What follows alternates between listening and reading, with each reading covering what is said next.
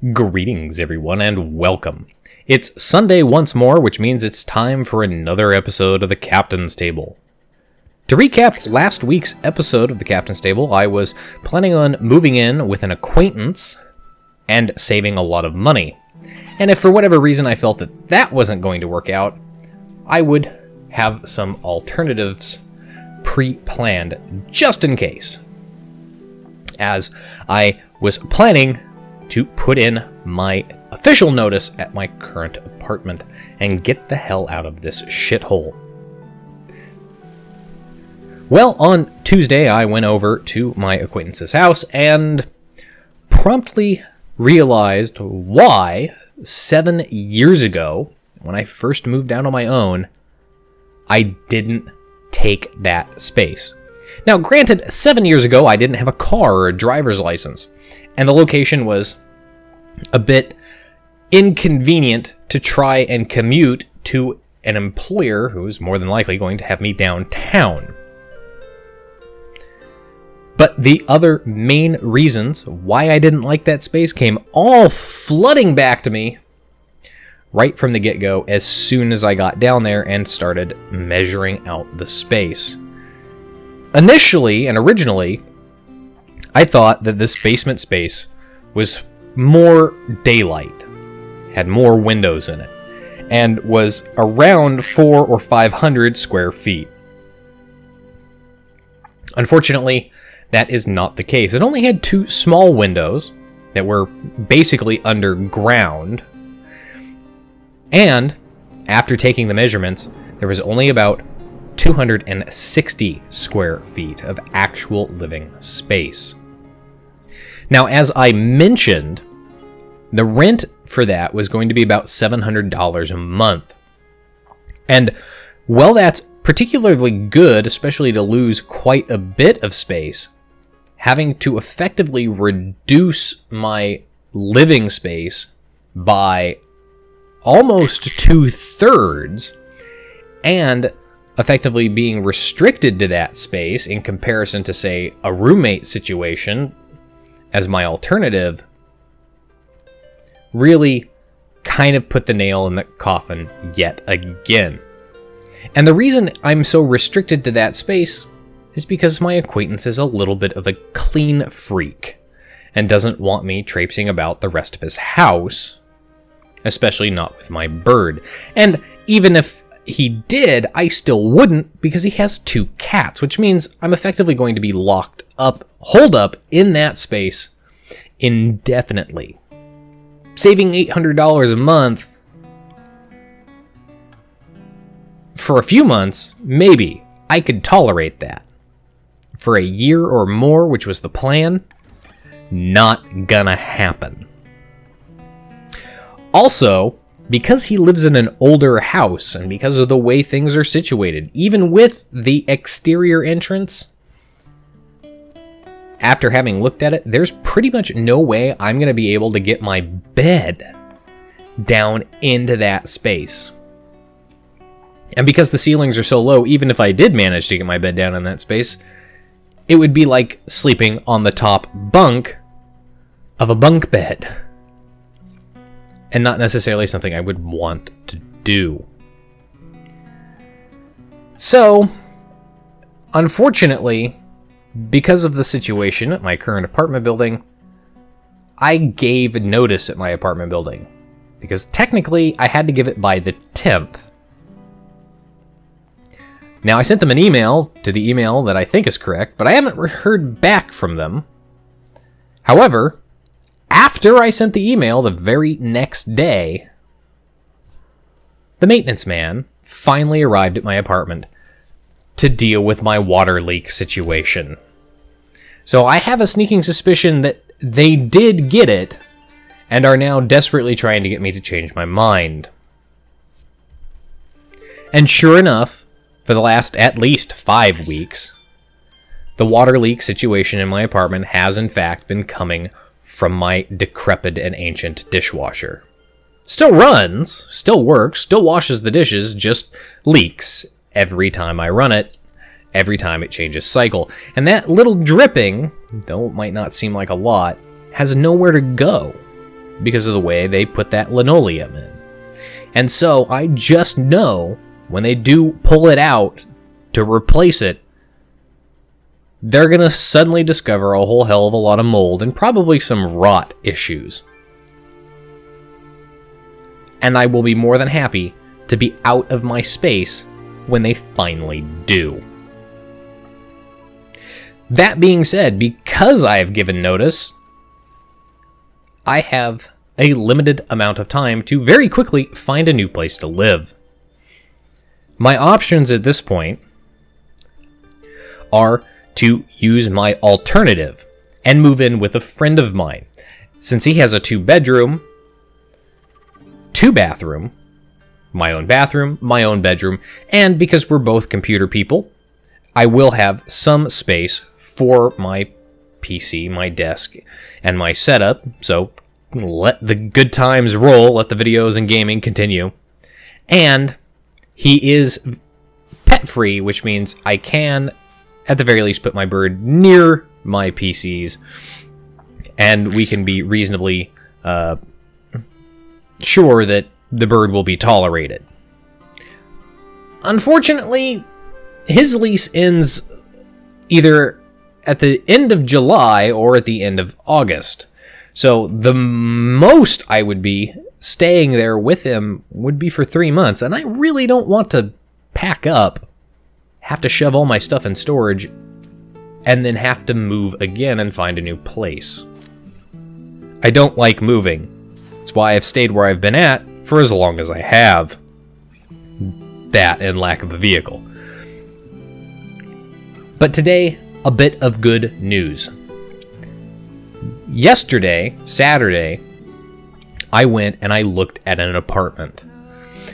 It popped up on Craigslist for a brief length of time, listed at 805 square feet for a 1-bedroom. My granny lives in a 2-bedroom, 1-bath duplex, and her space is only like 800 square feet. So an 805 square foot 1-bedroom, that's got to be something particularly good to see. And so Saturday there, yesterday, got up, took a look at it, and took some measurements while I was at it. And sure enough, the space is actually quite large. It is about 100 square feet, a minimum of 100 square feet larger than my current apartment.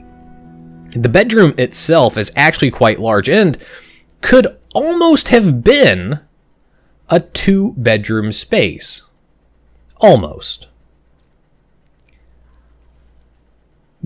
The bedroom, as a result, really, when they built it, they should have reworked it and made a large walk-in closet with a large bedroom. But they didn't do that, and the way they split it, ultimately you end up with a bedroom that has a den added to it. But not a closing door kind of den, just an open space. Almost like a hotel suite, you know, where you get that separate alcove with a couch and a TV.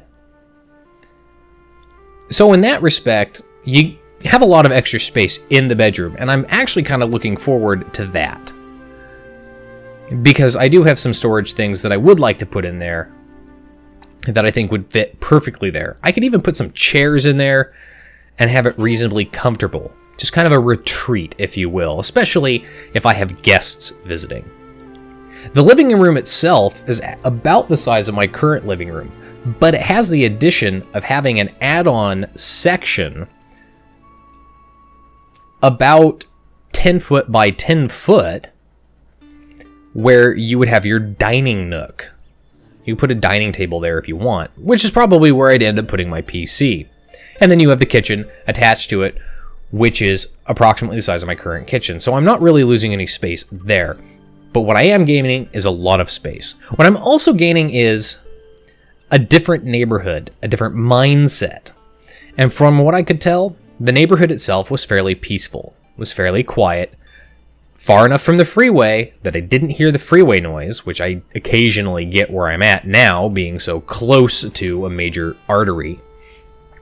but yet still close enough that I could go multiple routes to work and still be able to get there. Commuting there and back shouldn't necessarily be too much of a problem, provided there's not a major traffic slowdown. But even yesterday when I went and commuted up there, there was a traffic slowdown. It still only took me 22 minutes to actually get to that location from my employer, which is about 6 minutes faster than it takes me normally during the rest of the week to get home using surface streets. And that in and of itself is actually about 5 minutes faster than taking the freeway because of all of the traffic congestion. So it's actually a better commute. Coming home anyway. Going out, don't know, but from what I understand, it's still a better commute, or at the very least, an equivalent commute. Because it's not a management company, because it's a private owner, things are a little bit weird here, and I'm not entirely sure, with my almost 6 years in property management, how to make sense of it all. Effectively, I went and I toured this apartment that still had people living in it. They were in the process of packing up and moving out. They had applications for people to come and look and fill out if they liked the apartment and move on it. That's just insane. And after I toured, I called the owner. Well, to be fair, I called the owner first, or the owner called me after emailing. Doing preliminary email screening, then calling, doing a phone interview. Then he gave me their number to go check their place out. They had the applications. And then after I'd done touring and filled out the application, to call him and set up an in-person interview to come see him at his home, of all places. It's just absolutely unbelievable. It's almost old school. And to be honest, it probably is old school. But from what I understand, in this day and age, old school is actually not a bad thing here, because as long as I'm regular and consistent with my rent check, it sounds to me like my rent's almost never going to increase. And when it does, it's not going to increase by a whole lot. The people who currently live in this apartment say they've been there for 4 years. And in 4 years, their rent has gone up a grand total of $200 since they moved in. Comparatively speaking, where I've been for the last 4 years, my rent has gone up $400. Yeah. That's a pretty good trade-off. Plus, like I mentioned, the neighborhood's nice and the commute's not terrible. So, best of luck. For me, hopefully, I'll get this unit, and even more so, hopefully, they'll be out, the unit will be turned and taken care of so that I can move into it before I have to formally get the hell out of my current one and find somewhere to sleep for a few days. Now, granted, I say find somewhere to sleep, but again, I mentioned I have a friend, he has a second bedroom, I'll sleep there.